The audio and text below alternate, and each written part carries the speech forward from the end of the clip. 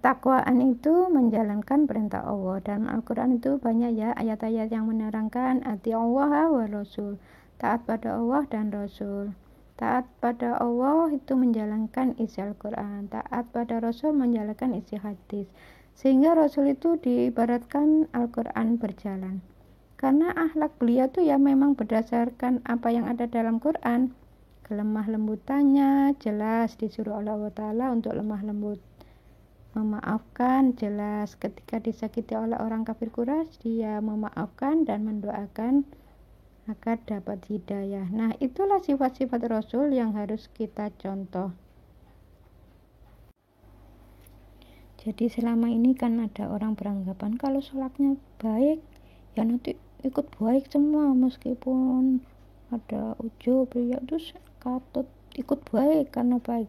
Tidak seperti itu. Orang yang takwa adalah orang yang nanti diberikan rahmat oleh Allah Ta'ala untuk menjadi tiket masuk surga. Nah, selama ini nih orang mengartikan kalau sholatnya baik ya nanti ikut baik meskipun orang itu ahli mencuri atau apa. Bukan dalam arti fisik, tapi arti imannya dia itu. Padahal dia itu sholat menyembah pada Allah, jelas harus nurut kan pada Allah. Sebenarnya ya gitu. Dalam kehidupan sehari-harinya kalau dia sudah sholatnya tertib ya jangan sombong. Kalau sholatnya sudah tertib jangan riya, jangan ujub. Ya merasa sudah sholat tuh nanti ikut semuanya ya baik semua, enggak gitu. Kalau sholatnya sudah tertib, sudah baik, syarat rukunnya terpenuhi, sudah khusyuk, tapi kalau masih mencuri atau masih sombong, ya itu nanti dihitung juga sama Allah Ta'ala. Bukan karena sholatnya baik terus ikut-ikutan semua jadi baik. Meskipun jelek tapi ditutup, tidak kelihatan karena sholatnya itu sudah baik, sudah dianggap baik semua. Tidak gitu.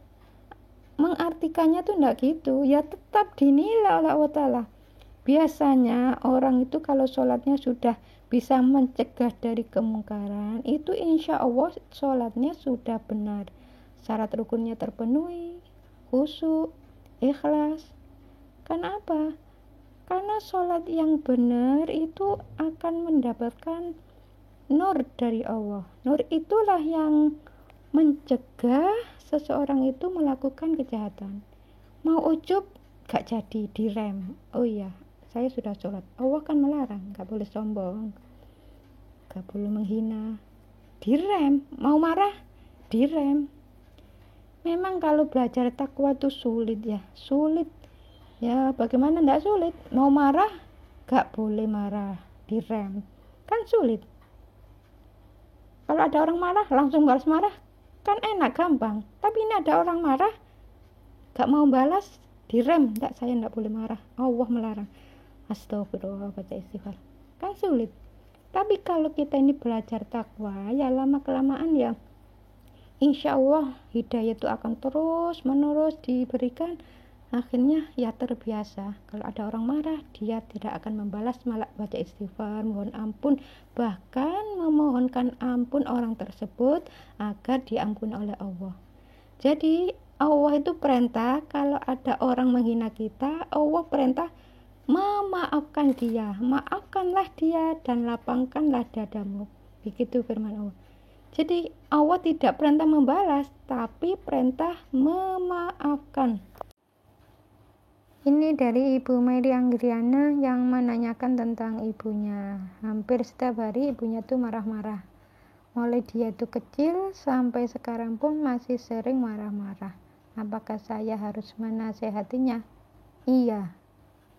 Kalau anak itu membiarkan orang tua bersalah, atau kita ini membiarkan pasangan kita ini bersalah, enggak saya nasihatin, nanti takutnya tuh malah membenci saya. Nah, itu Anda takut dibenci suami sehingga tidak mau menasehati. Nah, itu Anda salah di hadapan Allah. Mempertahankan cintanya manusia tapi kehilangan cinta Allah. cintanya manusia itu hanya sementara, tapi Allah itu kekal abadi. Jadi kalau kita ini mengingatkan siapapun, niatkan patuh perintah Allah. Jadi kalau membiarkan, ya dapat dosa, malah tambah kena penyakit. Jadi orang yang sering membiarkan keluarganya ini melakukan kesalahan, enggak saya nasihati nanti takut bertengkar. Ya malah dapat penyakit nanti. Sudah salah di hadapan Allah, dapat penyakit. Di akhirat dapat siksa kalau belum bertobat.